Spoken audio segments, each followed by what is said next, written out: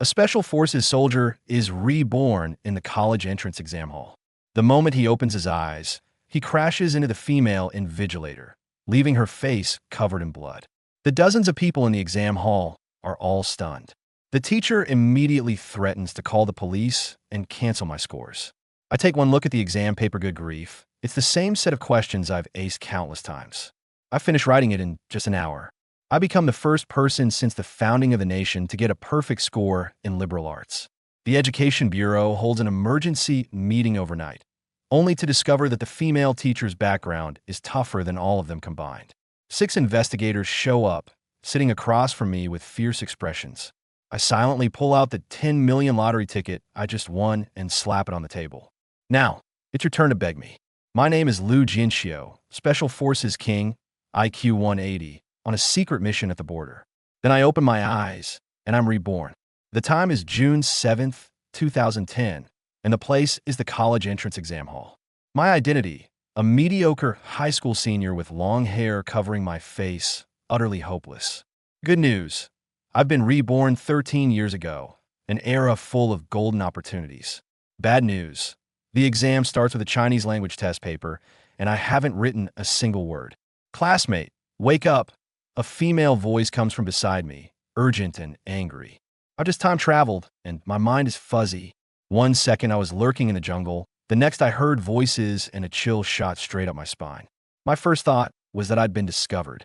I sprang to my feet, ouch, a sharp cry escaped me as the back of my head slammed into something solid. Muscle memory from my Special Forces training kicked in, and I took a defensive stance in one swift motion. Turning around, I saw a young woman covering her face, blood seeping through the pale gaps between her fingers. I couldn't make out her features clearly, but her bearing and dress marked her unmistakably as a beautiful teacher. A quick scan around me revealed dozens of youthful faces staring at me like I was some kind of monster. A flood of memories surged into my mind, and I understood everything in an instant. I had time traveled, my soul now inhabiting a college entrance exam candidate with the same name. The woman before me was the invigilator, Xin. She must have noticed something off about me and come over to remind me, only to end up with a face full of injury from my collision. What have you done, classmate? A male teacher in his 30s rushed over, standing protectively in front of Xin, fury written all over his face. He snatched up my admission ticket from the desk. Lu Jianqiu, are you assaulting teacher Yi right now? No, it's a misunderstanding. I fell asleep just now. Sleepwalking, I said in a flash of inspiration. Sleepwalking?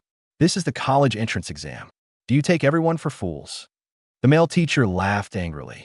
The surrounding examinees didn't dare to breathe. Injuring an invigilator during the college entrance exam was a serious offense.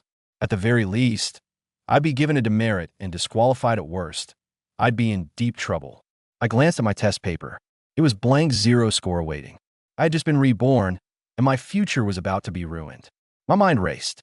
I rushed to the podium in a few strides, bowed deeply to Xin, and said, Teacher Yi, I really didn't mean to. My parents work day and night to support my education. All their hopes are for me to get into a good university. If I can't take the exam, how can I face them? A Special Forces soldier's acting skills were no joke.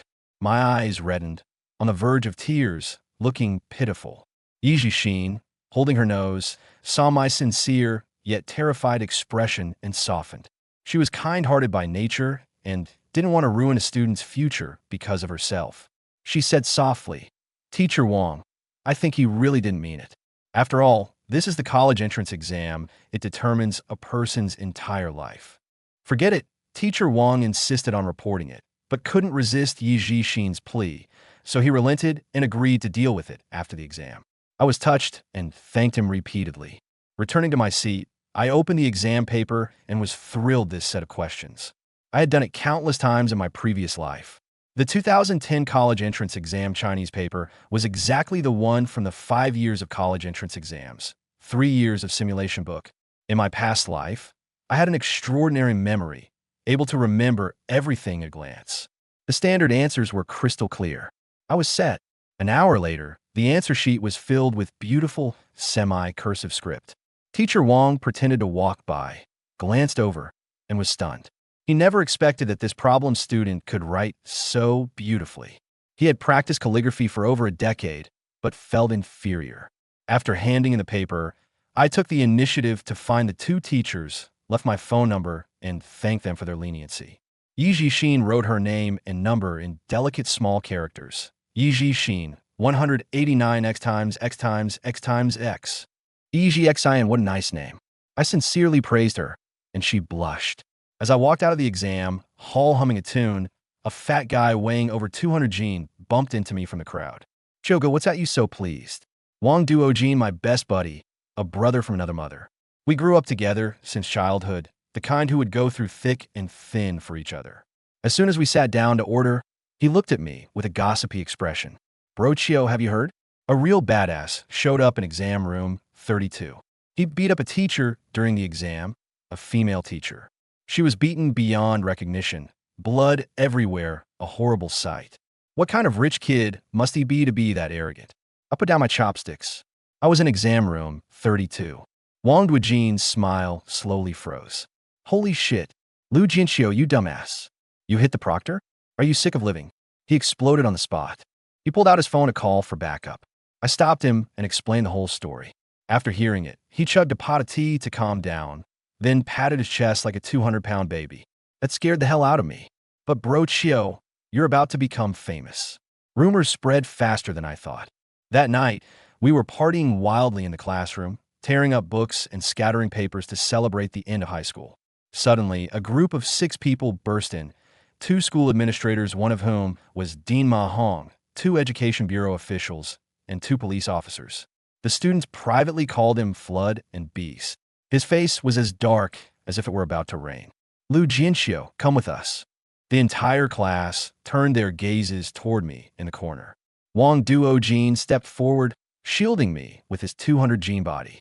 What'd he do? If you don't explain clearly, you're not leaving. We're brothers from different parents, but the same blood, he yelled, craning his neck. The room fell into awkward silence. I patted his shoulder. Don't worry, I'll be back soon. In the disciplinary committee meeting room, 6 people sat on one side of the long table, and I sat alone on the other. The man in the center spoke.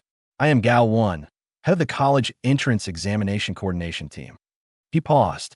Lu Jianqiu, explain why you deliberately harmed the invigilator. Deliberately? I frowned. Director Gao, I've already explained. It was an accident. Both teachers have forgiven me. Your explanation is too absurd, Gao once said coldly. We VE reviewed the surveillance footage and can confirm you acted intentionally. The Municipal Education Bureau will consider whether to cancel your scores and recommend police involvement. Cancel my scores? And involve the police? A surge of anger flared up inside me. I suppressed it and sneered. On what grounds? On the grounds that you attempted to assault the invigilator, seriously disrupting the exam order, showing no remorse afterwards, and resisting investigation. Principal Lee couldn't stand by, so he pleaded for leniency. Director Gao, he's still a child. He's an adult, Gowan interrupted. An adult should be responsible for his own actions. Besides, with his academic record, what university could he get into? What grand plans could he achieve? Don't bully a young man for being poor. I stared at him, enunciating each word. Director Gao, how do you know I won't do well on the exam? Can you predict the future? Gowan laughed in anger. Fine, I'll wait to see your great results. Also, go home and make preparations. You might have to spend a few days in detention. I thanked Principal Lee, the only one who spoke up for me, and stood up to leave. Stop. Sign this. It was an interrogation record. I glanced at it, signed my name with a flourish, and left without looking back. As soon as I left the administrative building, I immediately called Teacher Wang Xian. After listening, he was silent for a few seconds, then told me a crucial piece of information. This matter is related to Yi Xin, but not to her personally. Her family background is far from simple. I suddenly understood. To untie the knot, you need the one who tied it. Just after hanging up the phone, I ran into Wang Duojin, leading my parents and his parents rushing over. Turns out, when he saw me being taken away, he panicked and called both sets of parents. Seeing the anxious looks on the 4 elders' faces, warmth filled my heart. An orphan in my previous life, I cherished the family bonds in this life. When I got home, I lay in bed reviewing the situation. There was only one path: make money. Without strength, even self-preservation was difficult. A flash of inspiration struck me. In the summer of 2010, a citywide sensational event happened in my small county town. Someone won the lottery jackpot of 10 million. That set of numbers. My past self had remembered clearly out of envy word for word, backward and forward. The next morning, I bought bug-eye sunglasses and a baseball cap, disguising myself so thoroughly that even my own mother wouldn't recognize me. I headed straight to the city center, far from home, where it was crowded and full of prying eyes, the easiest place to hide my identity. The instincts of a special forces soldier were ingrained in my bones. I found a packed lottery station and glanced at the prize pool. My heart tightened. 1 billion, much more than in my previous life. Would the numbers still be the same? Since I'm already here, I gritted my teeth, pulled out 200 yuan, jotted down the numbers I remembered, and placed 100 bets on them. If I win, I'll drain the prize pool. If not, consider a lesson learned. I tucked the lottery ticket close to my chest. Just as I stepped out of the lottery station, my phone rang. Yi Jixin, classmate Jianqiu, I heard about what happened yesterday. I'm sorry, it's my fault. How are you? I deliberately lowered my voice, letting a hint of disappointment seep through. Teacher Yi, I'm not doing well. They said they'd cancel my results and even send me to the detention center. I've been thinking maybe I should just look for a job now. I don't know how to face my parents. I'm really lost. On the other end of the line, Yi Jixin's voice suddenly turned anxious. What? They threatened you? Don't be afraid. I'm here. I'll definitely sort this out. Where are you? I'll come to you right now. I'm at the People's Park in the city center, clearing my mind. Wait for me. I'll be there soon. Half an hour later, at the park entrance. White t-shirt, black shorts, white socks and shoes, long legs, radiating youthful brilliance. Yi Jixin didn't look her age to begin with, and this outfit made her seem like a college student. Sunlight bathed her, and I was momentarily stunned. She walked up to me, and seeing my dazed expression, thought I was deeply affected, her eyes full of concern and guilt. She softly called me Jianqiu, classmate Jianqiu. Slurp, I swallowed a mouthful of saliva, suddenly snapping back to reality. Lu Jianqiu immediately thought to himself, oh no, his idiotic look just now must have all been seen by Yi Jixin. Awkward, damn awkward. Lu Jianqiu was so embarrassed he wanted to dig a hole and bury himself. A 2-bedroom, 1 living room sized hole. But luckily, his skin was thick enough. He immediately switched roles, slipping into a downcast mood, worried about his results being invalidated. Teacher Yi, I'm sorry. I was thinking about something and spaced out. Lu Jianqiu forced out an excuse. It's okay. Let's go for a walk inside. Yi Jixin didn't know what was going on in his head, and so had no suspicions. The two walked into the park. It happened to be the weekend, and the park was filled with couples on secret dates. He was tall and handsome. She was young and beautiful. Blending in, they didn't seem out of place. Unaware passersby might have thought they were a couple too. As they walked, Yi Jixin kept asking about the details from last night, since it concerned his future. Lu Jianqiu set aside his wandering thoughts. Answer Yi Jixin's question in a proper manner. After asking Lu Jianqiu, Yi Jixin was 100% certain that it was her own grandfather and that family who played a key role in this. Or rather, they had instructed it to be done. For a moment, Yi Jixin's guilt towards Lu Jianqiu increased by several more points without her realizing. Classmate Jianqiu, I won't hide this from you. The reason it turned out like this is because of my father. I apologize to you on his behalf. Don't worry, I'll explain everything clearly to my father later. I guarantee that no one will cancel your grades. Yi Jixin looked into Lu Jianqiu's eyes and made a solemn promise. Teacher Yi, you're being too serious. At the root of this, it's my fault. If it weren't for my state at that time, there wouldn't have been so many subsequent troubles. I'm the one who should apologize. I've caused you so much trouble.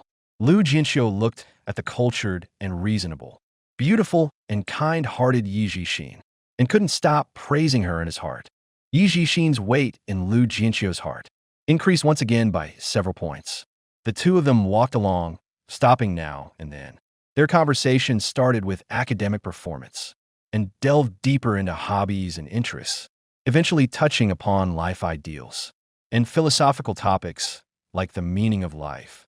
Yi Jixin was amazed to discover that the young man before her had unique insights into every topic and a maturity far beyond his peers. Not at all like a recent high school graduate. Unconsciously, Lu Jianqiu's stature grew in Yi Jixin's heart. Just then, a jarring voice shattered the harmonious atmosphere between them. "Hey, pretty lady, out for a walk in park alone? Why not join us guys for a stroll?"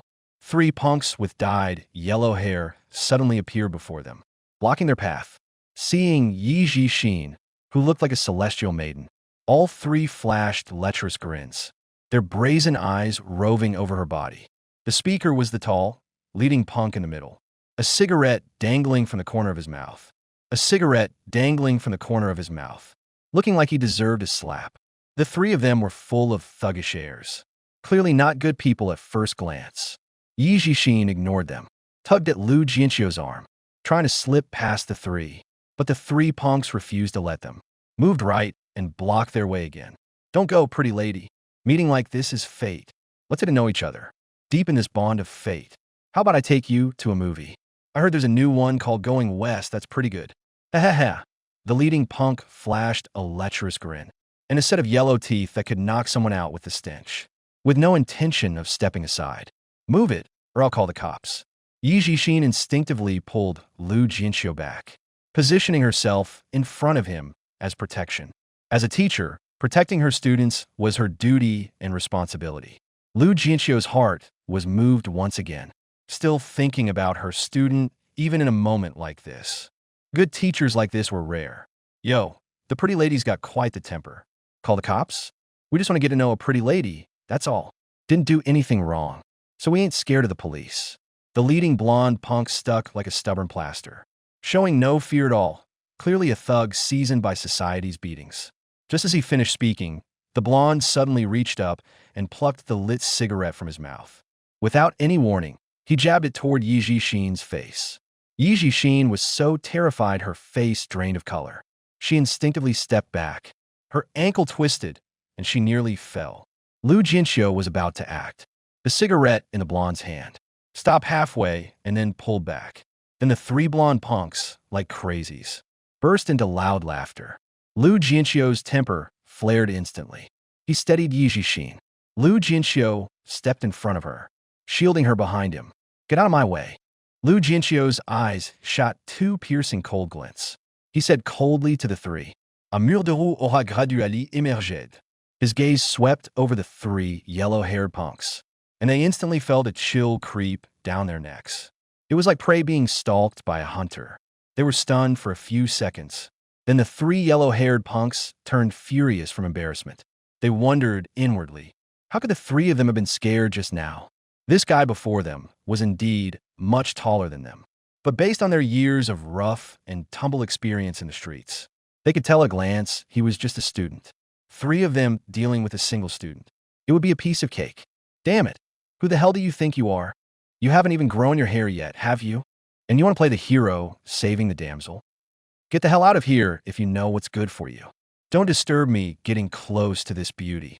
Feeling he had lost face, the leading yellow-haired punk, after spewing a mouthful of curses, still found it unsatisfying and spat a gob of saliva toward Lu Jianqiu's face.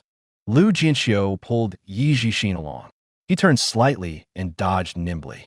Just as he was about to lose it, Lu Jianqiu suddenly felt his arm being tugged again by Yi Jixin. Turning around, he saw Yi Jixin looking worried. "Jianqiu, let's just call the police," Yi Jixin said as she pulled out her phone and was about to dial the emergency number. The three punks with dyed, yellow hair saw she was serious and immediately grew displeased. They quickly surrounded them, reaching out to snatch Yi Jixin's phone. Slap, slap, slap. Lu Jianqiu's hand shot out like lightning. Three loud slaps rang out. Each of the three punks got a hard slap across the face. For a moment, they were stunned stupid. "FCK, you little brat, you're asking for it." The burning pain on their faces finally snapped them out of their stupor. The leader of the punks cursed in exasperation and then exploded with rage. "Brothers, let's get him." As the words fell, the three thugs each pulled a butterfly knife from behind their backs. With murderous glints in their eyes, they closed in again. Lu Jianqiu frowned. He hadn't expected the three to be so audacious, daring to draw knives in broad daylight. "Missy, don't be afraid. Step back, I'll handle them." Lu Jianqiu took a step back. He shot Yi Jixin a reassuring glance, signaling her to move aside. Then, with lightning speed, Lu Jianqiu kicked out a leg. A faint whistle of air followed. 3 dull thuds echoed, accompanied by the cries and groans of the thugs. In less than 2 seconds, the 3 thugs were sent flying by Lu Jianqiu's unstoppable kick, landing more than 2 meters away. Hearing that they could still groan, Lu Jianqiu knew they weren't seriously injured. He shook his head almost imperceptibly. After transmigrating, my skills have regressed quite a bit. If this were before I transmigrated, each of those 3 yellow-haired thugs would have broken at least 3 ribs. There's no way they'd still be wailing like this now. Yi Jixin behind him screamed in shock. The scene before her was just too shocking. She never expected that Lu Jianqiu, who seemed like such an ordinary student, could have such formidable fighting skills. In just a few seconds, with just 1 kick, he was able to overwhelm the fierce-looking 3 yellow-haired thugs. This really took her completely by surprise. Teacher Yi, all done. Lu Jianqiu finished the job. He grinned at Yi Jixin as if asking for praise. Student Jianqiu, what do we do now? Yi Jixin, still shaken, asked softly. Lu Jianqiu smiled. Without answering, he shook his right leg, which he had overexerted. Lu Jianqiu walked toward the 3 yellow-haired thugs who were struggling to get up. What are you going to do? Don't come any closer. The 3 thugs saw Lu Jianqiu approaching like a god of death, and thought he was going to keep beating them. Instantly, 3 faces showed panic, scrambling backward on all 4s in sheer terror. Scared already? Weren't you 3 so tough just now? Lu Jianqiu gave a sinister smile, his eyes turning instantly cold, sending a chill down the 3 punk spines. Get lost. Don't let me see you 3 ever again. Every time I see you, I'll beat you up.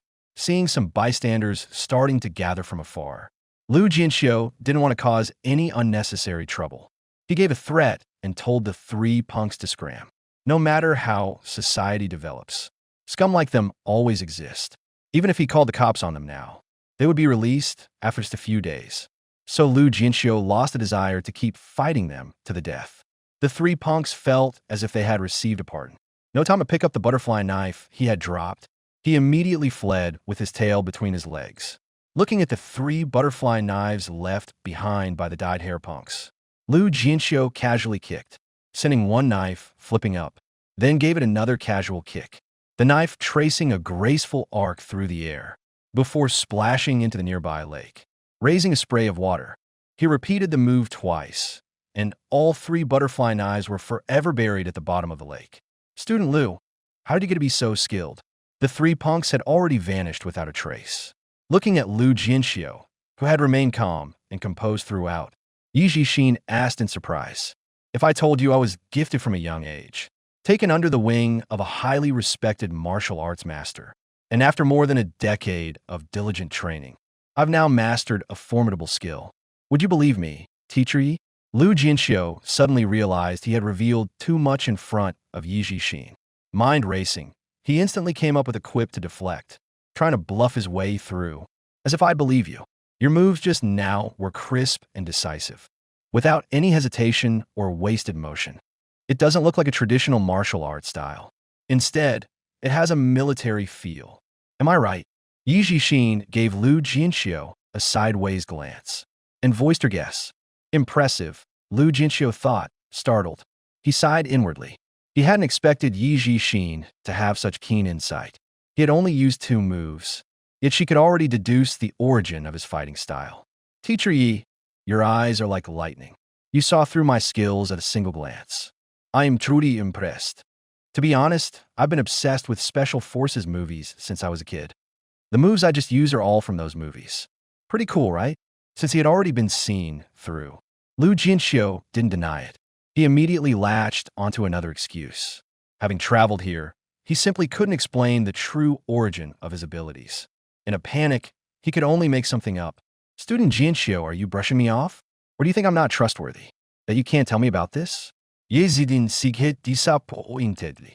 Seeing the disappointed look on her face, Lu Jianqiu felt a bit embarrassed for a moment. Yi Jixin really wasn't easy to fool. As his mind raced, Lu Jianqiu racked his brains trying to find a reasonable explanation. Suddenly, Lu Jianqiu's eyes lit up. He had an idea. All right, Teacher Yi, I'll tell you the truth. I learned my martial arts from my uncle. My uncle is a veteran. He used to be a scout in the army. Your uncle? Are you telling the truth this time? Yi Jixin spoke hesitantly, still not quite believing Lu Jianqiu's explanation. It's true, absolutely true. I can swear to it, Lu Jianqiu said earnestly. He was about to raise his hand to swear. Then why didn't you say so from the beginning? I hate it most when people lie to me. Yi Jixin saw that he was about to swear an oath and was already 80% convinced. But there were still some doubts. This uncle of mine served in a reconnaissance company. Do you know what a reconnaissance company was like back then? It was equivalent to today's special forces. They often had to carry out secret missions. Although my uncle has retired, the missions he carried out during his service are still classified. He himself is also required by the organization not to leak any information to the outside, including the skills he mastered in the military. These moves of mine, I pestered him relentlessly until he taught me. Now I'm telling you, this is already a leak of secrets.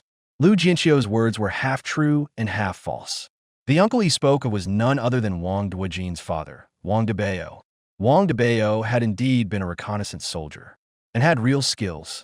But as for the claim about subsequent missions being confidential, that was pure fabrication on his part. In fact, Lu Jianqiu had not learned a single move or technique from Wang Debao. It wasn't that Wang Debao was unwilling to teach. Rather, it was the two simpletons, Lu Jianqiu and Wang Duojin, couldn't endure the hardship of training, lacked the perseverance.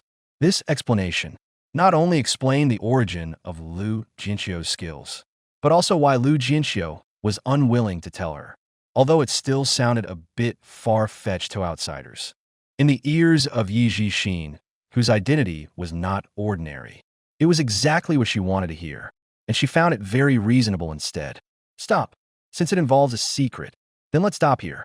I won't ask anymore. Jianqiu with such good skills. After you go to university, I wonder how many female classmates you'll attract. Yi Jixin accepted Lu Jianqiu's explanation, broke into a smile, and teased him on the side. Hee, Teacher Yi is joking. I only know a few measly moves. Seeing that the explanation was finally accepted, Lu Jianqiu chuckled and secretly let out a long sigh of relief. As they spoke, the two had already left the park. It was just lunchtime. Lu Jianqiu was grateful for Yi Jixin's help. He insisted on treating her to a meal. Having a meal alone with a student like this. Yi Jixin instinctively refused. But in the end, she couldn't resist Lu Jianqiu's insistence. Lu Jianqiu returned home, close to 6 in the evening. After dinner, he chatted with his parents for a while, then went to his room early. Carefully, he took out the lottery ticket he had bought during the day. Then he turned on the computer. He, who usually had excellent composure, couldn't help but feel a bit excited, anxious. Finally, at 9:30 p.m., the latest lottery results were announced. Looking at the familiar string of numbers on the computer screen, Lu Jianqiu felt a sensation of thousands of electric currents coursing through his scalp, tingling almost to the point of explosion. His heart rate spiked within a second, pounding wildly, nearly leaping out of his throat. I really won. 100 bets, 10 million per bet.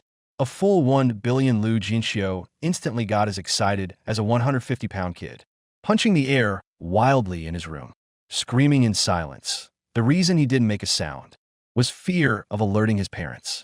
Even with Lu Jianqiu's strong mental fortitude, he barely slept that night, always feeling a sense of unreality, as if it were all a dream.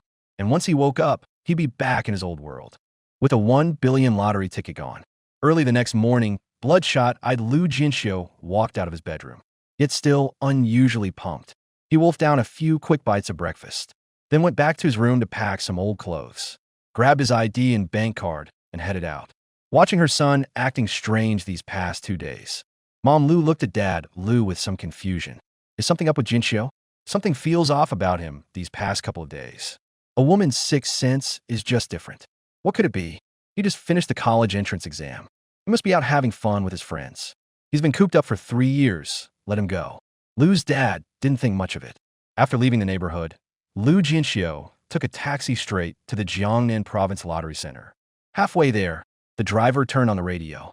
When he switched to the local channel, a shocking piece of news came over the airwaves. A local lottery player had won 100 first prizes. The prize amount was 1 billion yuan. It was the biggest payout since the founding of the country. Holy shit, 1 billion.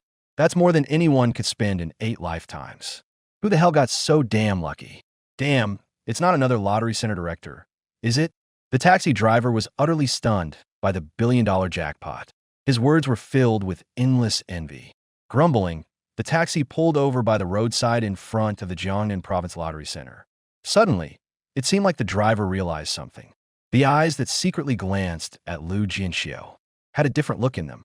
Noticing the driver's strange behavior, a flash of inspiration struck Lu Jianqiu. He lied, saying they hadn't reached the destination yet, and asked the driver to keep driving a few hundred meters further. They stopped in front of a busy office building. Lu Jianqiu paid the fare, pretending to be an ordinary office worker. He entered the building and quietly observed from a corner on the first floor for nearly 10 minutes. After confirming the taxi driver had left, Lu Jianqiu walked out of the building. He found a nearby public restroom, quickly changed into the old clothes from his backpack, and put on sunglasses and a hat. He disguised himself thoroughly. He strolled leisurely to the entrance of a lottery center. After making sure nothing was unusual, he slipped inside. Next, following the lottery center's rules, he went to claim the prize. When the staff learned that the winner of the billion-dollar jackpot had arrived, the whole lottery center erupted in commotion. People crowded around to get a look, curious to see who the jackpot winner was. Lu Jianqiu kept his head down the whole time. When he noticed more and more people gathering, he quickly took out a mask and covered himself completely. Seeing him look like that, and that he wouldn't answer a single question, the onlookers gradually lost interest. They muttered a few words and left one by one. As the prize claim ceremony came to an end, when the staff eagerly asked Lu Jianqiu if he wanted to donate, he refused without hesitation. Not a single penny donated. This move instantly left the lottery center staff in disbelief. Their originally polite smiles froze on their faces. According to past practice, anyone who won the jackpot would always donate a portion. It had become an unwritten rule, and also a source of income for the lottery center. They never expected that this winner, the one with the biggest prize in the country's history, would turn out to be such a tightwad. He confirmed 3 times that he hadn't misheard. Sure, he hadn't misheard. The staff member's face immediately darkened. He grumbled reluctantly under his breath about never seeing such a stingy person. Lu Jianqiu paid no attention. He couldn't be bothered to respond. He just wanted to get the check as fast as possible and then leave. As for donating, he would donate if he wanted to, and if he didn't, no one could force him. Having lived 2 lives, he'd seen plenty of scandals like Guamimi and her sugar daddy, and a lottery center director being arrested. He had zero trust in this so-called donation. With money and goodwill, he'd rather donate through more transparent channels, helping those truly in need. Wasn't that better than wading into this murky water and being a fool? Finally, after more than 10 minutes, all procedures were completed. Lu Jianqiu received his check, a total of 1 billion, with a 20% tax. So the actual amount on the check was only 800 million. Lu Jianqiu felt a pang of pain from the cost. 200 million in taxes, what a ripoff. He tucked the check into his pocket and walked out of the lottery center. Lu Jianqiu headed straight to a bank about 100 meters away, since he happened to have a card from that bank, allowing him to get the check safely deposited as quickly as possible. Entering the bank lobby, there were quite a few people doing business, but only 2 service windows were open. He hesitated about switching to another bank, but then thought all banks are the same. Plenty of staff, yet always too few windows. Going to another bank would mean opening a new account, which would be more trouble and likely take even longer. Lu Jianqiu forced himself to be patient, took a number, and waited in line. Half an hour later, those 2 windows hadn't even finished serving a single number. Such low efficiency, yet the bank staff were completely used to it, making no effort to change. At this point, the crowd waiting in the lobby was growing, and he carried a fortune beyond imagination. Lu Jianqiu began to feel increasingly impatient. He looked up and happened to see the staff behind the counter, gathered in groups, chatting and laughing. This stood in stark contrast to the 5 or 6 empty service windows. No one had come to their post for a long time. Lu Jianqiu cursed under his breath. If not for being backed by the state, these well-dressed bank employees With this kind of work efficiency, it would be a miracle if they didn't starve. At that moment, a bald middle-aged bank manager, accompanied by two subordinates in suits, came to the hall for an inspection. Seizing the opportunity, Lu Jianqiu approached him. "Buddy, are these windows not open?" Everyone's still waiting to get things done, and the crowd keeps growing. Lu Jianqiu greeted him with familiarity, pointing to the idle windows and the sea of people waiting for service, and asked with a smile. The bald middle-aged manager heard someone talking to him. He cast a sidelong glance at Lu Jianqiu, sizing him up from head to toe, smoothing back the non-existent hair on his forehead. He spoke in a nonchalant and condescending tone. "Our bank has its own procedures. Just take a number and wait. What's the rush? Your turn will come." With that, the bald manager turned to leave with his two subordinates.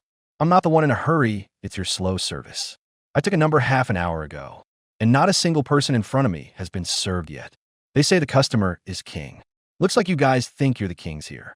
Seeing the bald man's eyes fixed on the ceiling, his nostrils flared with an arrogant sneer, Lu Jianqiu wasn't about to put up with it. He shot back immediately. "Ha, king? You? Our bank's rules are clear.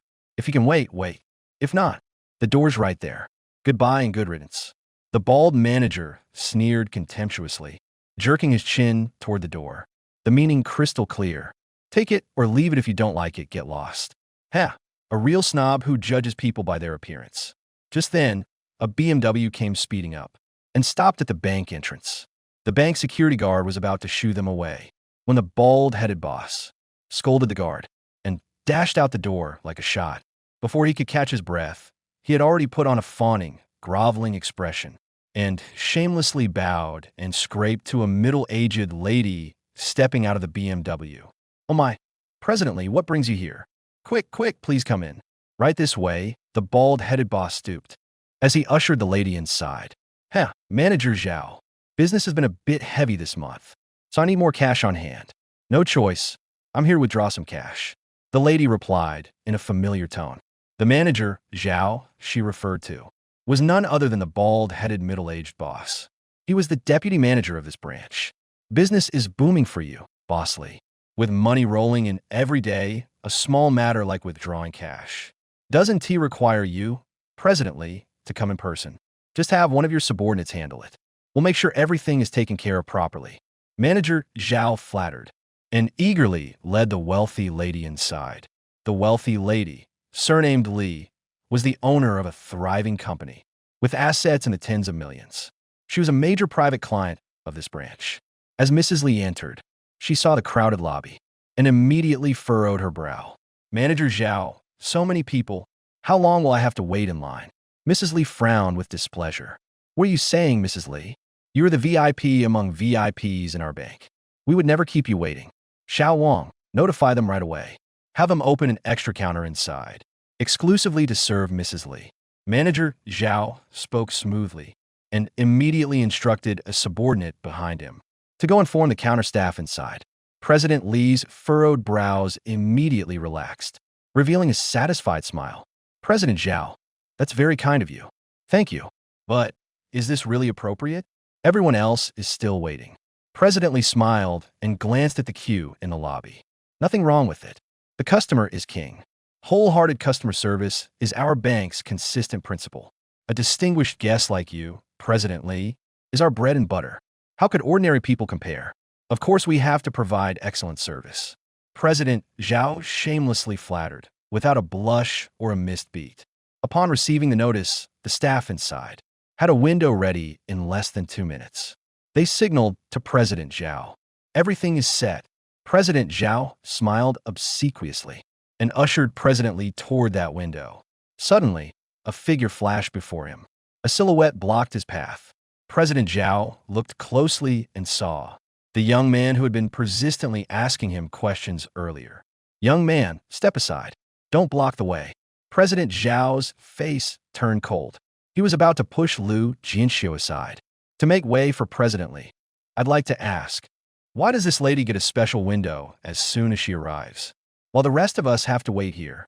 Lu Jianqiu asked knowingly, directing the question to President Zhao. Go away, go away. Step aside. President Lee has a certain status." "What status do you have?" Can you compare? Don't mind him, President Li. This way, please. President Zhao had no time for him. He greeted President Li and continued toward the counter. Oh, so your bank treats people differently based on who they are. So-called customer service is really just service for rich customers. Lu Jianqiu pretended to have a sudden realization, raising his voice a little. For a moment, people in line turned to look. President Zhao was furious inside. He wondered where this cheeky young punk had come from.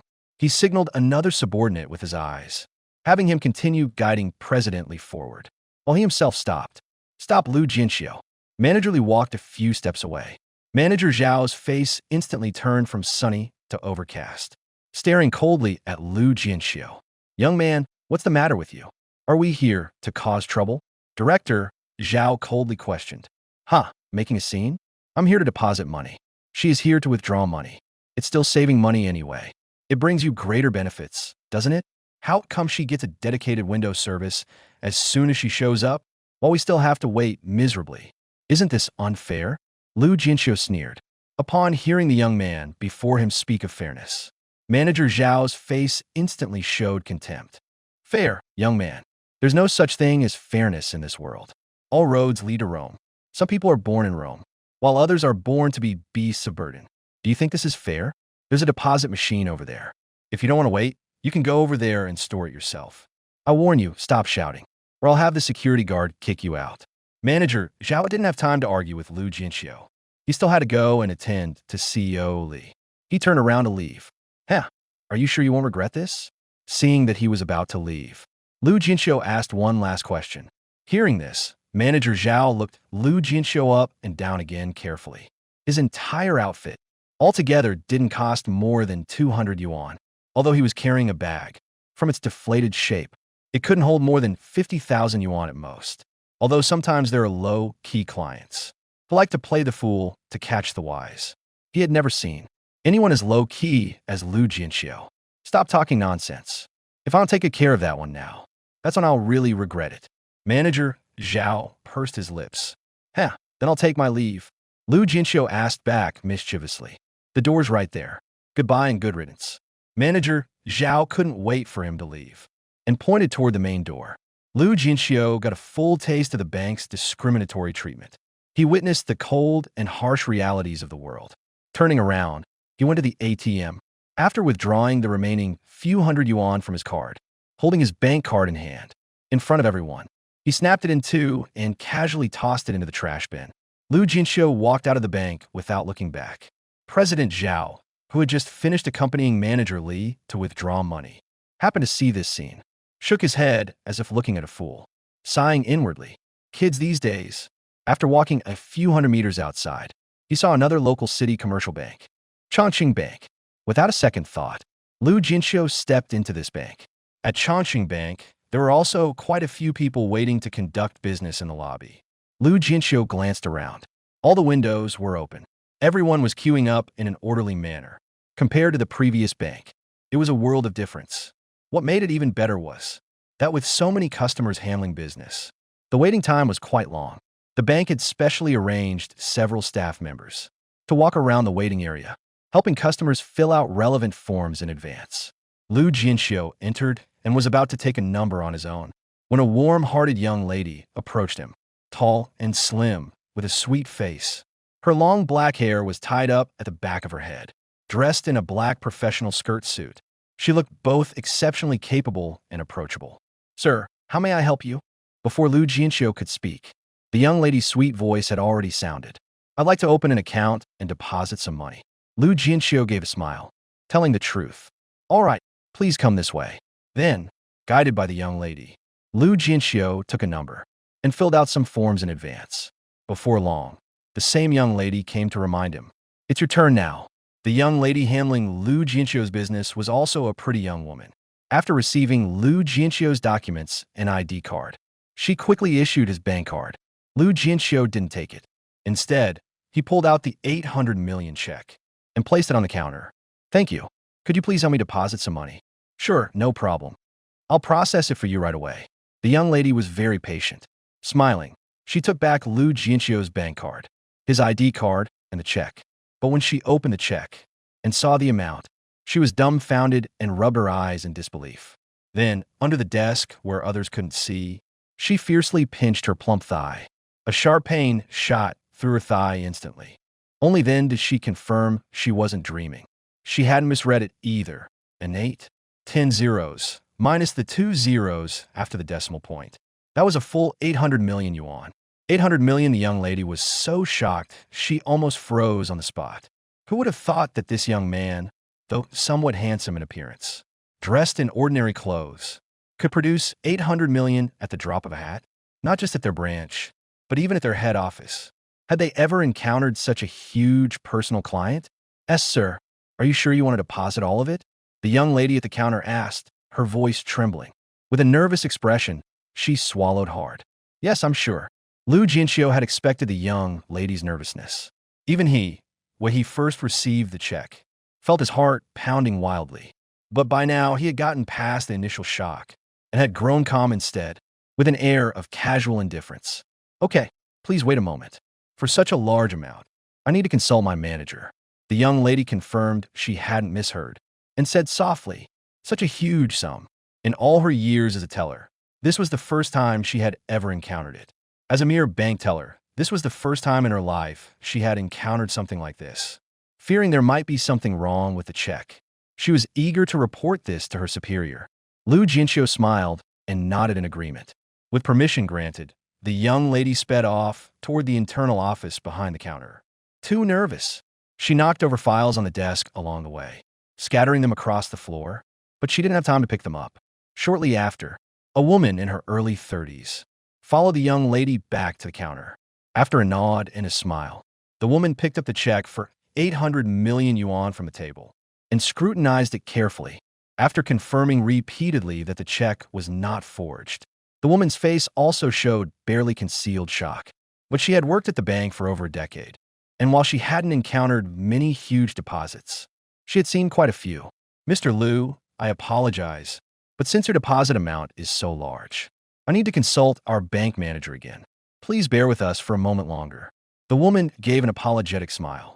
Lu Jianqiu hadn't expected depositing money to be such a hassle. His brows immediately furrowed. What's wrong with this bank? Why, when a customer wants to deposit money, does it seem like they're pushing him away?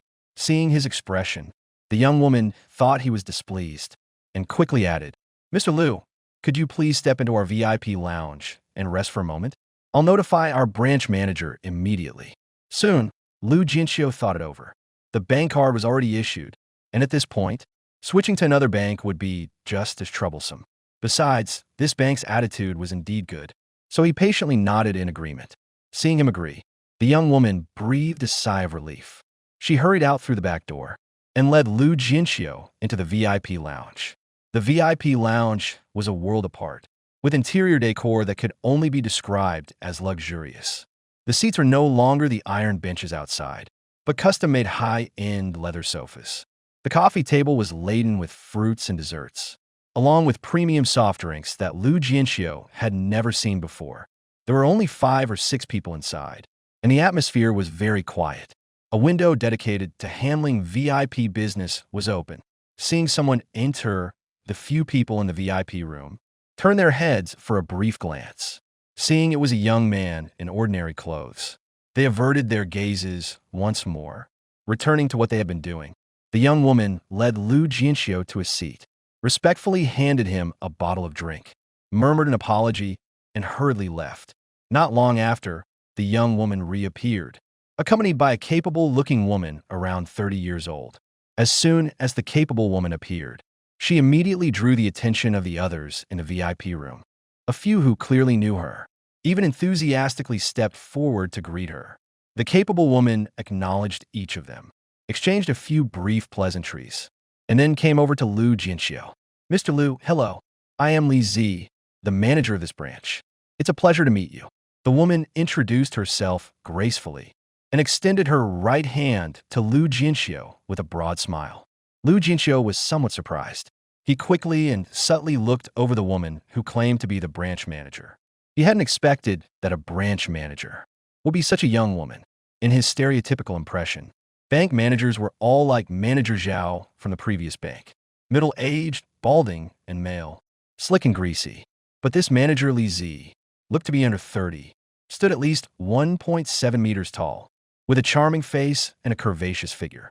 Wearing an obviously expensive business suit, she exuded an indescribable allure, like a fully ripe peach, as if one gentle bite would release a burst of juice and leave a lingering fragrance. Lu Jianqiu stood up and reached out to take Li Zi's soft hand. Director Li, it's a pleasure to meet you. Mr. Lu, it's a bit inconvenient to talk here. Please come with me to the private room in the back. Releasing their hands, Li Zi said apologetically. Hearing that he had to move again, Lu Jianqiu immediately grumbled inwardly. He hadn't even warmed his seat yet, and now he had to change places again. What was wrong with banks these days? But grumbling aside, Lu Jianqiu still wore a light smile on his face, nodding in agreement. The two of them went to the private room. The style changed instantly. Gone was the luxury of the VIP room, replaced by an atmosphere of rustic simplicity everywhere. However, beneath the rustic simplicity, the money spent on the interior was definitely no less, if not more, than outside. Director Li, we're not going to move again later, are we? As soon as he sat down, Lu Jianqiu teased with a peculiar look. Hearing his words, Li Zi knew he had been put off by all the shuffling around at the bank today. This made him a bit displeased. Mr. Lu, I apologize, our bank has never had a client of your caliber before. We lack experience, so please bear with us. If you have any suggestions or feedback, feel free to share, and we'll make changes immediately. Li Zi's peach blossom-like, watery eyes looked at Lu Jianqiu, and she gave an apologetic, charming smile. Lu Jianqiu thought to himself, this woman is formidable.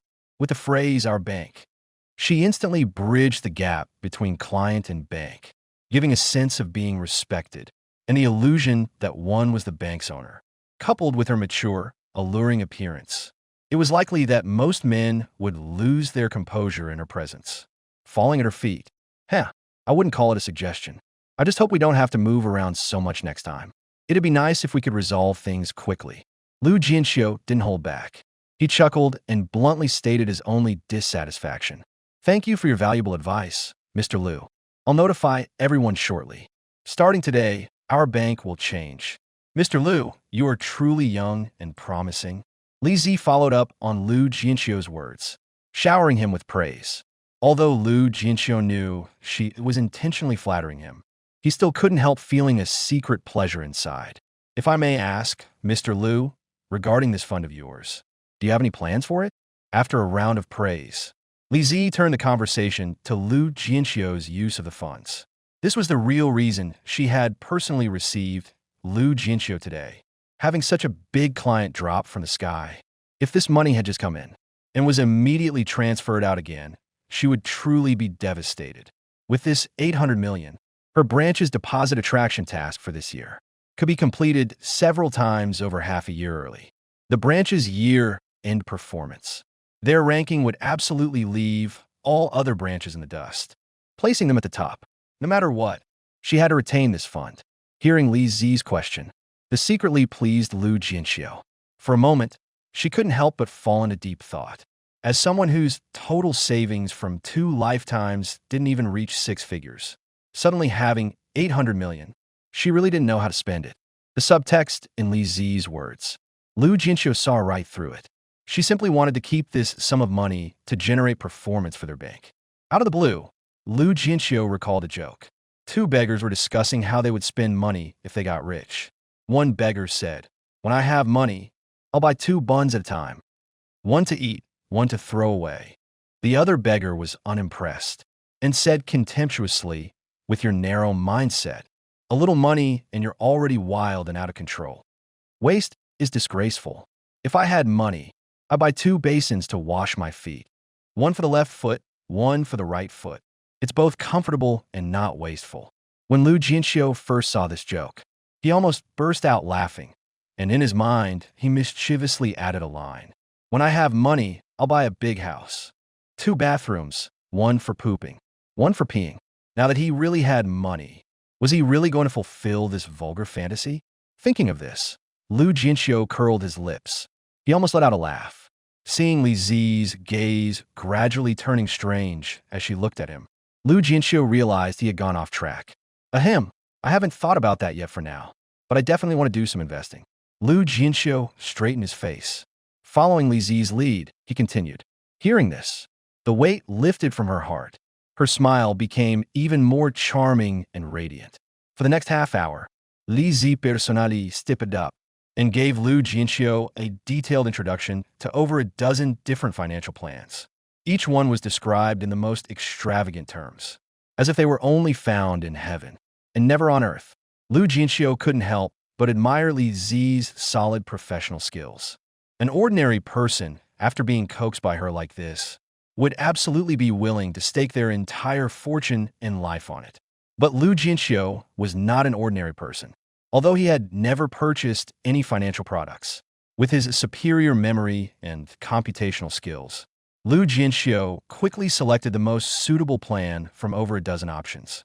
Lu Jianqiu did not intend to invest all his funds. He carried memories from his previous life, and they had already proven useful. If he didn't make good use of them, it would be a terrible waste and bring shame to all transmigrators. In the end, under Li Zi's resentful gaze, Lu Jianqiu only purchased a one-year financial product worth 100 million. The rest was all placed as demand deposits, available for withdrawal at any time. It took another hour for all the procedures to be completed. Looking at the balance on his bank card, Lu Jianqiu felt an unprecedented sense of satisfaction. Before leaving, Li Zi gave Lu Jianqiu her personal mobile number and offered to treat him to a meal personally. Although being invited by a beautiful woman was a delightful thing, but at this moment, Lu Jianqiu really wasn't in the mood. Before leaving, Lu Jianqiu did not forget to disguise himself. He asked Li Zi for a room. He took off the clothes on him and changed his shoes and hat completely, restoring his appearance from when he went out. Seeing him act like this, Li Zi had already guessed roughly what was going on. She never expected that the overly young Lu Jianqiu could be so cautious. In her heart, she couldn't help but think more highly of Lu Jianqiu. After Lu Jianqiu changed his clothes, Li Zi smiled and offered to have someone escort Lu Jianqiu. Lu Jianqiu thought for a moment, then declined. Vigilance is necessary. One can never be too careful. After all, they were not yet familiar. There was no need to let others know his whereabouts. So he took a taxi alone and left. Lu Jianqiu told the driver to head in the opposite direction from his home. After wandering aimlessly for half an hour, he pointed to a random place, and Lu Jianqiu got out of the car. He found an inconspicuous trash can and discarded the clothes he had worn at the awards ceremony. He threw away all the shoes and hats. Lu Jianqiu hailed another taxi, and after making sure no one was following him, he felt at ease and returned home. At 7 in the evening, as the family of 3 was having dinner, Lu Jianqiu clearly sensed something was off about the atmosphere. His usually gentle and generous mother, the smile that always hung on her face in the past, was gone. Several times when Lu Jianqiu called her, it took her a while to respond. She looked deeply preoccupied.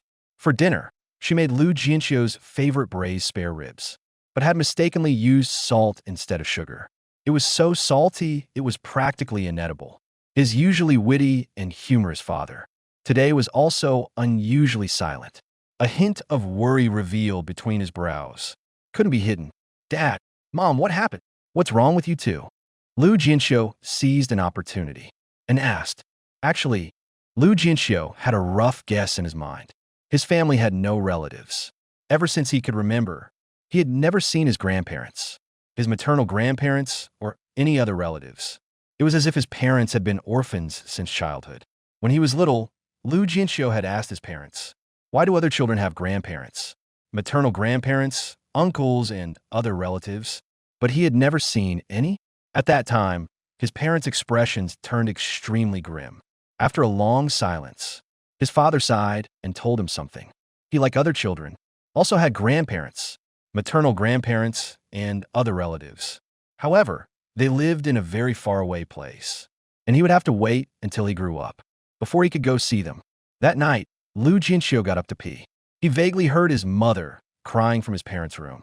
Out of curiosity, he stealthily pressed his ear to the wall. In fragments, he learned the reason. Due to some special circumstances, his parents had a falling out with their families.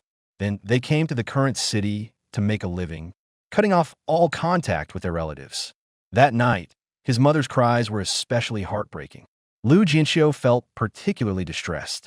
From then on, he never asked another question about other relatives. Thus, Lu Jianqiu could be certain. The matter troubling his parents could only be about their own family. Their family had only 3 people. He had just finished the college entrance exam. He had been well behaved these past few days. It couldn't be about him. Then, it could only be about his parents. His parents were in good health. Moreover, the whole family had regular annual checkups. Health issues could be ruled out. So, the answer was obvious. Is it that the company mom and dad run is in some trouble? Lu Jianqiu's parents. The two of them run a small trading company. Not many employees, only 20 or 30 people. At the end of the year, they can net around 1 million yuan. In a provincial capital like Changchun, their family's living standard could only be described as not as good as the rich, but better than the poor. Hearing their son's concerned question, Mom opened her mouth as if to say something, but was stopped by Dad's look. Dad, Mom, you're hiding something from me, right? Lu Jianqiu, seeing his parents' unusual behavior, became even more certain in his heart. He continued pressing. Dad coughed dryly twice, forced a few smiles toward his son, and slowly said, What could be the matter? Your mom hasn't been feeling well these past 2 days. Oh, by the way, Jianqiu, the college entrance exam results should be out in a few days, right? Have you chosen a university you like? Lu Jianqiu frowned, sensing that his dad was deliberately changing the subject and hiding something. After a moment's thought, Lu Jianqiu decided not to press further. In his parents' eyes, he was still just a high school graduate. Lu Jianqiu suddenly thought of someone. Wang Duojin's father, Wang Debao. Uncle Wang, just like the relationship between Lu Jianqiu and Wang Duojin. Wang Debao and Lu Jianqiu's father, Lu Hanyuan, were also sworn brothers who had been through thick and thin together. He surely knew what was going on in his family. Lu Jianqiu made up his mind to find a chance to ask Wang Debao. I think I did really well on this exam. Getting into Tsinghua or Peking University isn't a problem. To ease the atmosphere at home, Lu Jianqiu joked half seriously, speaking with full confidence. Besides, it was also a way to give his parents a heads up. Hearing how boastful he was, Lu Hongyuan immediately became interested, temporarily putting aside the difficulties he was facing. I know what my son is capable of. As his father, how could I not know? Lu Jianqiu has always been at the bottom of the class. It would be a stroke of luck if he could even get into an undergraduate program. Tsinghua and Peking University are out of the question. That's quite a boast. You're not just trying to please your mother and me, are you? Lu Hongyuan cracked a faint smile and asked Lu Jianqiu with skepticism. That's right, Jianqiu. Your grades have never been very good. Mother Lu was also intrigued. Like her husband, Lu Hanyuan, she was very skeptical of her son, Lu Jianqiu's words, and didn't believe them either. How could I fool you too? The Gaokao is a big deal. I know what I'm doing. I was just messing around in my previous exams. This time I've given it my all. I'm confident I'll do better than ever before. Just wait for my good news, both of you. If I don't get into Tsinghua or Peking University, then I, Lu Jianqiu, am not your son. Rascal. Mother Lu listened seriously to what Lu Jianqiu had said earlier, but then he started joking again. She gave him a flick on the forehead. Lu Hanyuan also let out a helplessly amused laugh. Lu Jianqiu's words eased the originally somewhat worried family atmosphere, restoring a bit of its usual joy. Jianqiu, no matter how your exams go, you're still mom and dad's good son. We don't require you to get into a top school. We just want you to be happy.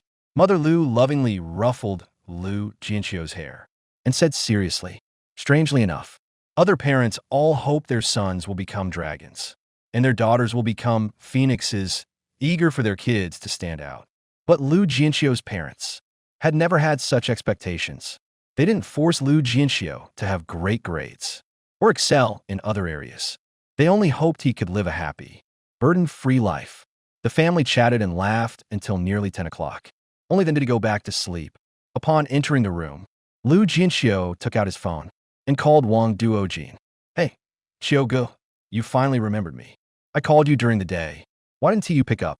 Wang Duojin's complaining voice came through the phone.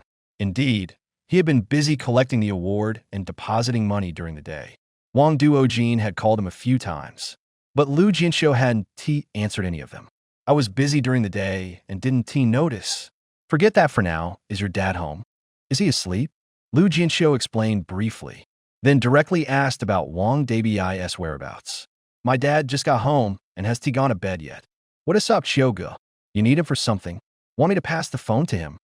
Wang Duojin asked curiously. No need, I'll be right over. Tell Uncle Wang to wait for me. Lu Jianqiu hung up the phone, turned off the light, and tiptoed out the door. The two families live in the same neighborhood, but in different buildings. Only about 100 meters away, just a few minutes walk. Uncle, there's something I'd like to ask you. Let's take a walk downstairs. At Wang Duojin's house, Lu Jianqiu didn't stand on ceremony with Wang Dabao. He suggested they go downstairs to talk alone. Wang Dabao nodded. Earlier, when his son Wang Duojin mentioned that Lu Jianqiu was coming, he had already guessed why Lu Jianqiu was there. When the two went downstairs, Wang Duojin intended to follow, but was stopped by a look from Lu Jianqiu, and could only stay behind reluctantly. Uncle, what happened to my family? Can you tell me? In the small garden downstairs, Lu Jianqiu got straight to the point. Well, Wang Dabao hesitated. He hadn't decided whether to tell him yet. After all, Lu Hongyuan had told him not to let the kids know. Uncle, I don't need to mention how close our families are. In my heart, you're like my own uncle. I know something happened to my family, but my parents were afraid I'd worry and wouldn't tell me, Uncle. I'm an adult now. Don't treat me like a child anymore. I can handle things.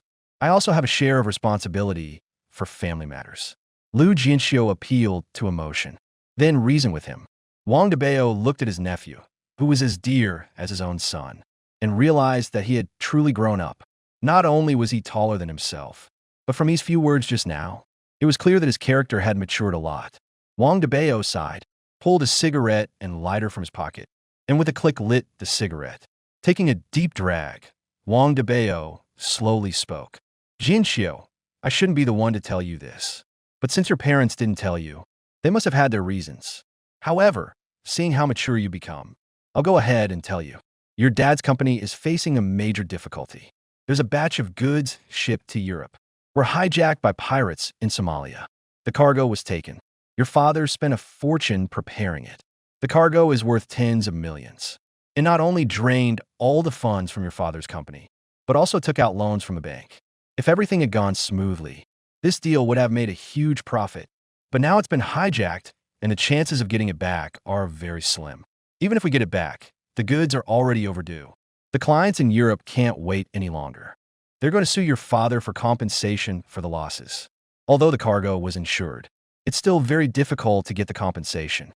Even if we can get it, it will take a very long time. With all this back and forth, your father's company simply can't hold on. Your father wanted to get another loan from the bank, but those banks heard about the cargo being hijacked and thought the risk was too high. Not a single one was willing to help. I've been running around looking for people today too, but it hasn't been effective. I can scrape together 3 million from my side. To cover this hole, it's far from enough. Wang Dabao threw his cigarette but on the ground and stomped on it twice hard. Those damn bastard banks. We never skimped on treating them to meals and entertainment on normal days. When the company was doing well, they were eager to lend us money. But the moment any trouble comes up, each one hides faster than a scared rabbit. Wang Dabao cursed angrily. Lu Jianqiu, hearing this, felt a huge weight lift off his heart, since it's just a matter of money. Then for him now, it's no problem at all. Uncle, how much money is needed to fix this? Lu Jianqiu had an idea, but he still needed to confirm. At least 20 million. Compensating the client for losses is the biggest part. The contract is too harsh in this situation. We have to pay the equivalent cash value of the goods. That's 10 million. Your dad's company also took out a lot of loans. We still need to keep operating. At least another 10 million. Wang Dabao frowned deeply, giving his estimated figure. Hearing it was only 20 million, Lu Jianqiu completely relaxed, watching Wang Dabao pull out another cigarette. Lu Jianqiu held up 2 fingers, making a gesture like holding a cigarette. Wang Dabao was startled, then quickly understood what Lu Jianqiu meant. This kid wanted to smoke, remembering that he was an adult, and had just learned of the upheaval at home. He must be terrified inside. A cigarette to calm his nerves wouldn't hurt. So Wang Dabao tossed him one. Lighting it, Lu Jianqiu took a deep drag. The strong tobacco taste filled his chest. A familiar, long-lost spicy sensation spread through his body.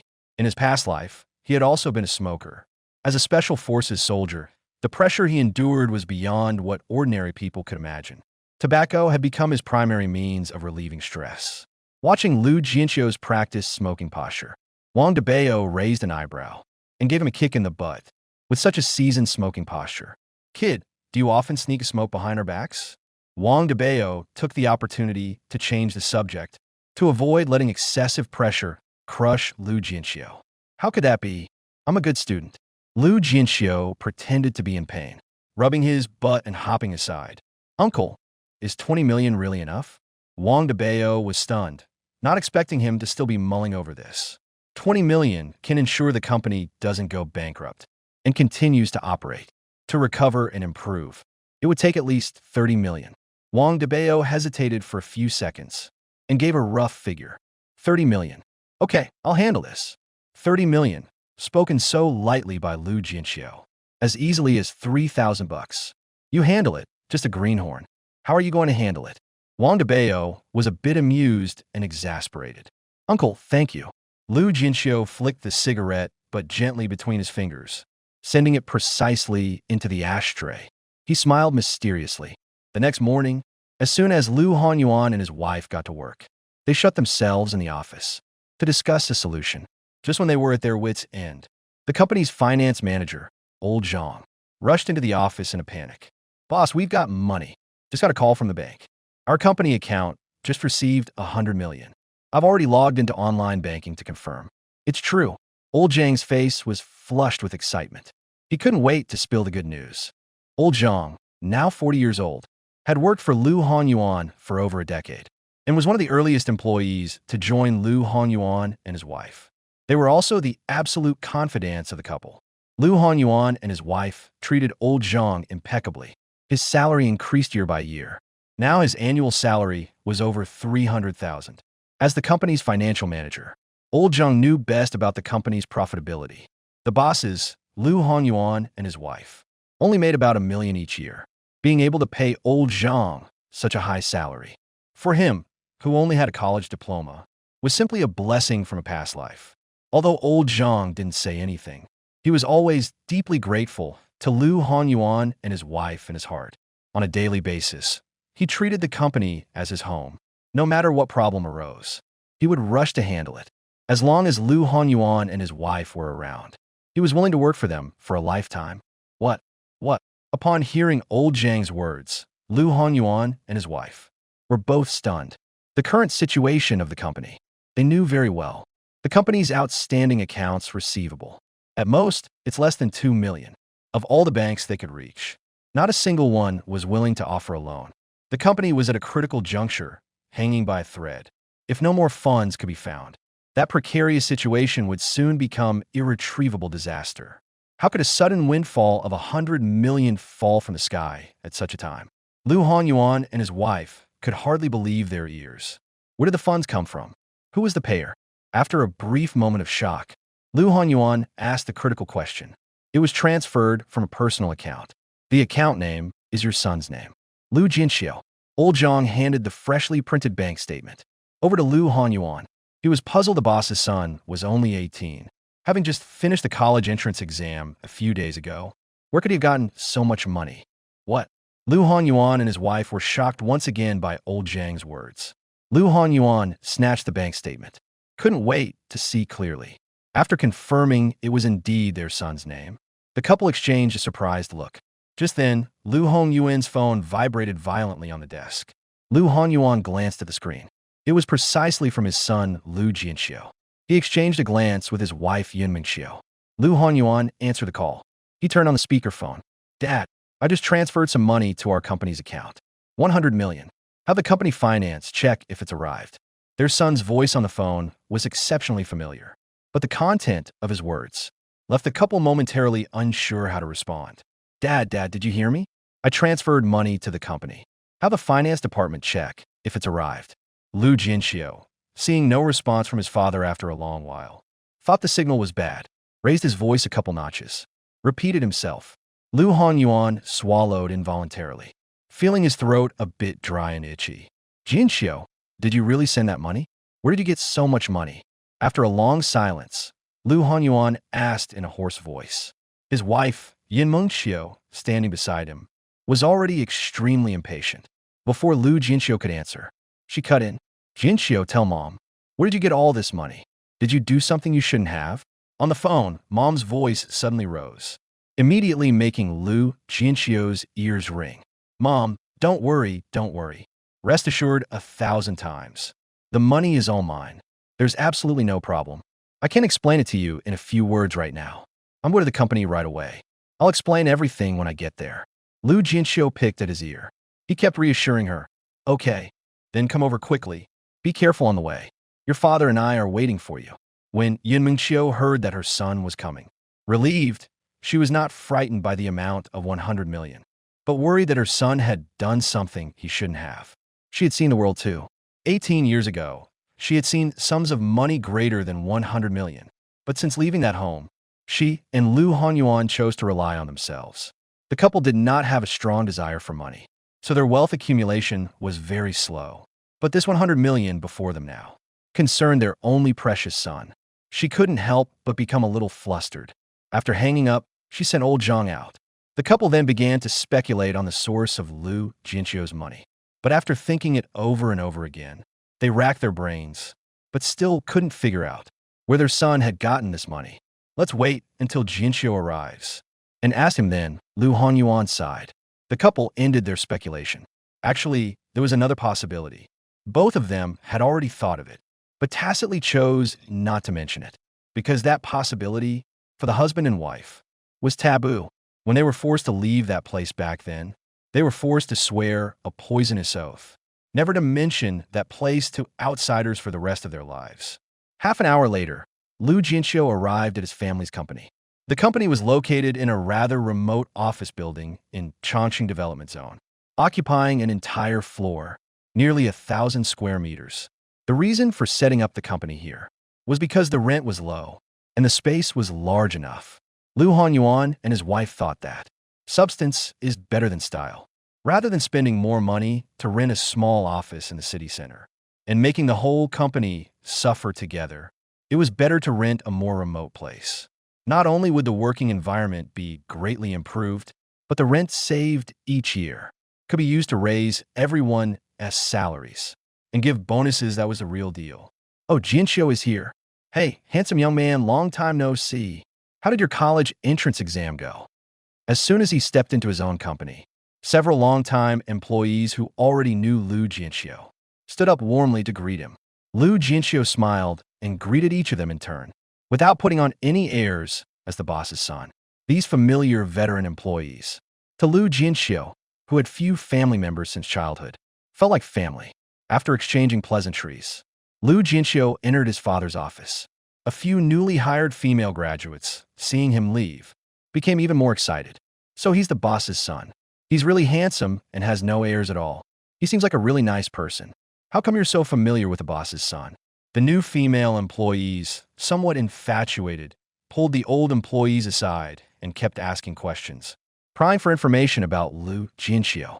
After all, which girl doesn't have romantic dreams? No fairy tale dream of Cinderella turning into a princess. Don't get all starry-eyed. The boss's son is only 18 this year. He's a few years younger than you all. I heard his grades aren't great. If he doesn't get into college, who knows if he'll take over the company early. 3 women make a show. The chatter instantly became lively. Lu Jianqiu, who had already entered Lu Jianqiu's office, naturally had no idea about the gossip outside the door. At that moment, he was sitting honestly on the sofa, facing an interrogation from his parents, when they learned that their precious son was actually the winner of the billion-dollar lottery jackpot that had taken the country by storm in recent days. Lu Jianqiu and his wife could hardly believe their ears. No matter how hard they racked their brains, they couldn't have imagined that their 18-year-old son would actually go buy a lottery ticket the day after the college entrance exam ended. And even more miraculously, that he had won the biggest jackpot in the nation's history. Jianqiu, you're not messing with us, are you? Mom, Jianqiu still couldn't quite believe it first. She asked again, and Lu Jianqiu was already at a loss for words to explain. A flash of inspiration struck, and he turned on the computer on the desk. He searched for news about the billion-dollar jackpot. Pushing the screen in front of his parents, Lu Jianqiu and his wife Dad, Mom, take a look at this photo. Do these clothes look familiar to you? Lu Jianqiu pointed at the photo in the news. He asked his parents. Although Lu Honyuan and his wife had long heard about the billion-dollar jackpot in their city, they hadn't really paid much attention to it. They had simply filtered it out as useless information. Of course, they hadn't bothered to read the promotional articles from the lottery center. So naturally, they had never seen the only photo of Lu Jianqiu claiming the prize that the lottery center had released. The moment they saw the photo, they immediately recognized the person wearing a hat, sunglasses, and a mask in the photo was none other than their son standing right before them. Lu Jianqiu then took out his phone again and pulled up the photo of the check he had deliberately taken, handing it to his parents. At this, the last trace of doubt in the couple's minds was completely dispelled. Jianqiu, good son, you saved the company, and you saved our family. Lu Hongyuan's voice trembled uncontrollably. Seeing her husband's excitement, Yun Mingxiu smoothed his back with her hand, her eyes full of comfort. These past few days, the pressure on Lu Hongyuan's shoulders. As his wife, she understood it best. What do you mean saved? Dad, I'm your son. Oh, and this is my bank card for savings. Mom, keep it for now. Lu Jianqiu took out the bank card and habitually handed it to his mother. Since he was a child, his New Year's money had always been managed by her. Yin Mingxiu took the card. He glanced at it and exchanged a look with Lu Hongyuan. Then he returned the card to Lu Jianqiu. Jianqiu, the company has the funds you transferred today. The current difficulties can all be solved. This money came from you, so you should keep the card yourself. Spend it as you see fit. Mom and Dad trust that you won't do anything rash. Normally, with such a huge sum of money, no parent would feel comfortable just handing it over to a child who has just come of age. But the couple, Lu Honyuan and Yun Mingxiu, are different. From the fact that Lu Jianqiu voluntarily used his money to help the family solve problems, and even intended to give the card to Yun Mingxiu, the couple knew that their son had truly grown up. That being the case, they believed that this fund, in the hands of their son whom they had raised for 18 years, would definitely be more meaningful than in their own. Hearing his mother's words, Lu Jianqiu was deeply moved. In his past life, he had seen plenty of biological father-son relationships go sour. Mothers and sons, brothers and sisters, over a pittance of benefit, bicker and even turn against each other. My own parents are so magnanimous. They truly dote on me. They trust me to the utmost. Dad, Mom, rest assured, I will absolutely not waste a single cent. Lu Jianqiu gave them a promise. All right, since the company's difficulties have been resolved, and today happens to be Friday, I propose we leave work early today. Everyone in the company go out together to celebrate. Having solved the company's difficulties and seeing his son so mature, Lu Honyuan felt doubly blessed. A blessing in life. Good. Whatever you say. Yun Mingxiu was equally happy in her heart. Naturally, she had no objection to her husband's proposal. With a phone call, Old Zhang was called back into the office. Old Zhang is not only the finance manager, he also oversees the company's personnel and administrative tasks, a true company majordomo. Not long after, when all employees got off work early, the news of the team building celebration spread. The company was filled with cheers. The venue for the team building dinner was chosen at a luxurious 5-star hotel not far from the company. First, because the company was no longer short on money. Second, to boost morale for the employees who had learned of the company's crisis in recent days, and to lift their spirits. Soon, a group of over 30 people arrived at the hotel in a grand manner. Led by the waitstaff, they entered the largest private room that had been booked in advance. 3 tables were set up. Luckily, it was Friday, a workday. If it were a weekend, they definitely wouldn't have been able to reserve it. At the banquet, Lu Honyuan, as the boss, announced the good news that the company's difficulties had been resolved, and that funding was more abundant than ever. At the same time, Lu Honyuan encouraged everyone to work with peace of mind, and together expand and strengthen the company's business. He also decided on the spot to give everyone a raise. Hearing such good news, employees who had been worried about their future prospects were suddenly overjoyed. For a moment, the atmosphere was lively. Employees rushed forward to toast the boss. Lu Jianqiu, as the boss's son and future heir, naturally could not be left out. After toasting the boss and his wife, everyone stood up one after another to toast the company's future successor. Lu Jianqiu wanted to drink alcohol, but under his mother Yin Mengqiu's arrangement, he had to substitute with fruit juice. Though it was juice, there were so many people that he had barely eaten a few bites before his stomach was already full. After a few steps, Lu Jianqiu felt his stomach sloshing around. After several rounds of drinks and many dishes, Lu Jianqiu really couldn't hold it in anymore. He got up and headed to the restroom. Just as he was about to step into the restroom, his ears pricked up. Muffled, lewd laughter came from inside. Lu Jianqiu's steps faltered. Pricked up his ears to listen, brother. That stuff's already been slipped in. In a little while, the effects will kick in. Haha, big bro's got a quick hand and sharp eye. That woman is damn tempting. Just now at the table, the way she was all flirtatious. I damn near came in my pants. Huh, little bro, don't you think about it. Li Zi is the hottest woman in our branch. How many guys are drooling over her? She became the branch manager at such a young age. Who knows how many of those big shots have taken advantage of her? Yeah, this time it's finally our turn, brother. She wants to get promoted in this year's review. She's got to go through our hands, no doubt about it. Haha, if a monk can get a piece, why can't we? Haha, little bro's got a point. We're in for a treat this afternoon. Dive beneath the peonies, be a ghost beneath the flowers. Life is for pleasure. I've already booked the presidential suite upstairs. Today, we're going to have a blast. Bro, how effective is that stuff? Don't worry, I had someone bring it from abroad. I tried a couple of days ago. One pill can turn a virgin into a vixen. I gave her 2 pills, and I guarantee that after she wakes up, she won't remember a thing. Bro, you're solid. But I can't. I need to take some medicine first. Otherwise, I'm afraid I won't last 3 minutes. Ha ha ha.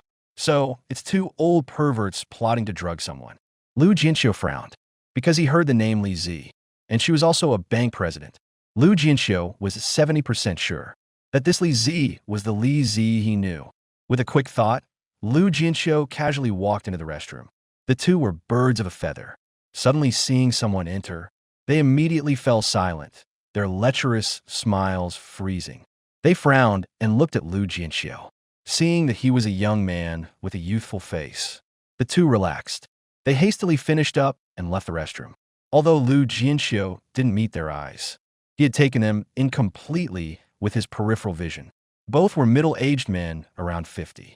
One was pot-bellied. The other was thin and gaunt. Neither was tall, barely over 1.7 meters.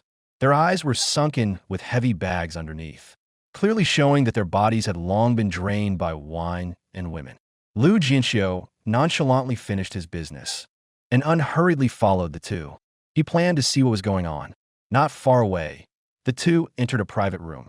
Before the door closed, Lu Jianqiu pretended to glance casually through the crack and took a quick look inside. With that glance, Lu Jianqiu saw a mature and alluring. A graceful woman with rosy cheeks was none other than Li Zi, the peach bank manager he knew. Earlier this morning, when transferring money, Lu Jianqiu had seen her and received a warm reception from her. He hadn't expected to meet her here again now. Truly, what a small world. The moment the door closed, Lu Jianqiu could already picture Li Zi in the clutches of those 2 old men. In agony, Lu Jianqiu wanted to call the police, but then he thought if he did, the matter would surely become public. That might not be a good thing for Li Zi. Besides, how long would it take for the police to arrive? He wasn't sure if they came too late. It would be too late, everything would be over. His sense of military integrity and justice would not allow him to ignore this. Without further thought, Lu Jianqiu decided to intervene personally. Lu Jianqiu looked around. The corridor was empty. In a flash, he entered the private room. Inside, 2 old men had already seated themselves on either side of Li Zi. Pretending to show concern, they tried to grope her. Li Zi felt dizzy at that moment, weak all over, but fortunately she retained a sliver of clarity. Sensing their ill intentions, Li Zi struggled desperately to block their invading hands. Unfortunately, her soft and powerless resistance, in the eyes of the 2 lecherous old men, was like an aphrodisiac, only fueling their excitement. Just as they were about to make a further move, suddenly, a figure burst into the room. Startled, their outstretched hands froze mid-air. Lu Jianqiu said nothing, darted forward and grabbed 2 plates, hitting them with precision. They didn't have time to dodge, and were struck squarely. Instantly, they blurted out, "Who are you?" Why did you break into our room? The pot-bellied, middle-aged man flew into a rage, slammed the table, stood up, and pointed at Lu Jianqiu, bellowing, "Who I am is none of your business." Using such despicable drugging methods to bully a woman? How truly impressive. Lu Jianqiu let out a cold laugh. What nonsense are you talking? What drugging? Who drugged anyone, young man? You can't just say things recklessly. Be careful that trouble comes from the mouth. Their scheme having been exposed, they immediately felt some panic inside. But there were people who had been through many storms and showed no trace of panic on their faces. They put on a righteous and stern expression, a look of moral indignation. They had done these things many times before. They had encountered those who would rather die than submit, or tricky situations like wanting to call the police afterwards. But after a flurry of sweet talk, threats and bribes, they always easily handled it. My head was groggy and heavy. Li Zi's entire body was weak and limp. She had already sensed something was wrong earlier. Unfortunately, the drug had already taken effect. Her consciousness was blurring. She had no strength to resist. Through the haze, she sensed someone barging into the private room. The voice sounded familiar, but at this moment, she couldn't recall whose voice it was. Yet she was certain of one thing. The newcomer was her lifeline to escape from this nightmare. "Help me, help me," Li Zi called out toward the blurry figure, her voice soft and pleading. She wanted to grasp this last lifeline, struggling to stand up, but with her limbs too weak, she slumped back in her seat. "Let her go, or I'll call the police." Lu Jianqiu only wanted to take Li Zi away, not wanting to waste time arguing with these two. "Call the police? Go ahead and try. You barged in uninvited into our room, and even attacked us with a plate. I like to see who the cops side with." When the thin man heard Lu Jianqiu mention calling the police, he didn't flinch at all. In fact, he seemed emboldened. They had some standing in this city, part of the rich and powerful crowd. They knew quite a few people in the police station. As of now, they hadn't done anything yet, so they really weren't afraid of Lu Jianqiu calling the cops. "Kid, if you know what's good for you, get the hell out of here, or else we'll make you regret it," the fat man said arrogantly, turning the tables to threaten Lu Jianqiu. "You refuse a toast only to drink a forfeit." Before the words faded, Lu Jianqiu lunged forward, moving like lightning, and with two sharp slaps, he delivered two heavy blows to both men's faces. Accustomed to a life of ease, they were no match for Lu Jianqiu. Caught off guard, both were knocked to the ground, with palm prints clearly visible on their faces, swelling up high. "Li Zi, we're leaving," Lu Jianqiu whispered in Li Zi's ear. Then he moved to help her up. The two men, who had been knocked to the ground, had never suffered such humiliation before. Seeing their prize about to slip away, they were consumed by rage. The fat man grabbed a large bowl, while the thin man hoisted a chair. Cursing, they charged at Lu Jianqiu from front and back. Lu Jianqiu wouldn't let them succeed. With one hand supporting Li Zi, his legs were still free. He kicked the bowl out of the fat man's hand, and without stopping, followed up with a kick to his chest. The fat man, weighing over 200 pounds, flew backward in an arc, crashing into the glass window. The glass instantly shattered, and the fat man slid to the ground, slumping to the floor. His face turned a ghastly purple. He gasped for breath, panting heavily. At that moment, he felt as if his internal organs had shifted, having easily dealt with the fat man. The thin man on this side raised a chair that was almost about to smash into Lu Jianqiu's back. Lu Jianqiu turned around eerily. With his free hand, he transformed his palm into a fist and punched out fiercely. The chair was instantly smashed to pieces. Wood chips flew everywhere. Through the flying debris, the thin man saw Lu Jianqiu's icy gaze. Terror instantly seized his heart. Before he could make his next move, Lu Jianqiu had already closed in again. Turning his fist into a palm, he sent the thin man flying with a single strike. He crashed against the wall of the room. Lu Jianqiu had held back with this move. If he hadn't turned his fist into a palm, with a single punch, given the thin man's bamboo-like frame, his heart would likely have been blasted apart. He cleanly dealt with the two. Lu Jianqiu supported Li Zi and walked outside. "You bastard, how dare you hit me? If you got guts, leave your name. I'll make sure your whole family dies a miserable death." The fat man, who had slightly recovered, saw Lu Jianqiu about to leave, and cursed viciously. Lu Jianqiu initially didn't want to bother, but hearing the threat to his family in his words, frowned and stopped in his tracks. He had struck today, and given the two men's capabilities, it wouldn't be difficult for them to track him down afterward. Family was Lu Jianqiu's sore spot. He didn't want today's incident to bring unnecessary trouble to his parents. He helped Li Zi sit down, glanced at the dining table, and picked up a knife used for cutting lamb. He walked toward the fat man. The fat man, seeing Lu Jianqiu holding the knife, secretly regretted his outburst, moved his obese body, trying hard to crawl backward, but the room was only so big. Where else could he flee?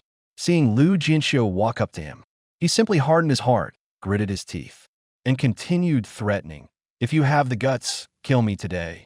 As long as I don't die today, someday I will kill you." Lu Jianqiu crouched down, raised his hand, and gave his chubby face 2 hard slaps. The obese man's head immediately buzzed. Stars flashed before his eyes. "Do you know what I hate most about people threatening me?" Lu Jianqiu grabbed the obese man by the throat with one hand, like looking at prey, stared into his eyes and asked. The obese man's face twisted, his mouth full of blood, his bloodshot eyes full of venom. If he could, he would have wanted to eat Lu Jianqiu alive at this moment. "What I hate most is someone threatening me with my family." Lu Jianqiu ignored the obese man's venomous gaze, asked and answered himself, while quickly searching the man's body with his other hand. After finding his business card holder, he took out one. "Wang Quan, right? Deputy President of Chongqing Bank's headquarters. No wonder you're so arrogant. With your abilities, it's not hard to find out who I am. Go ahead and check. But from now on, if anything happens to my family, no matter how small, I'll hold you responsible. At your age, you should have parents and children, right? Probably quite a few brothers and sisters too. What's that, around 20 or 30 people in your whole family? If anything happens to me, I suggest you prepare a cemetery for your entire family in advance. A family should be together, neat and tidy." Lu Jianqiu tabang guan shugak. The kitchen knife in his hand flipped and suddenly stabbed toward Wang Quan's eyes. "Ah, no,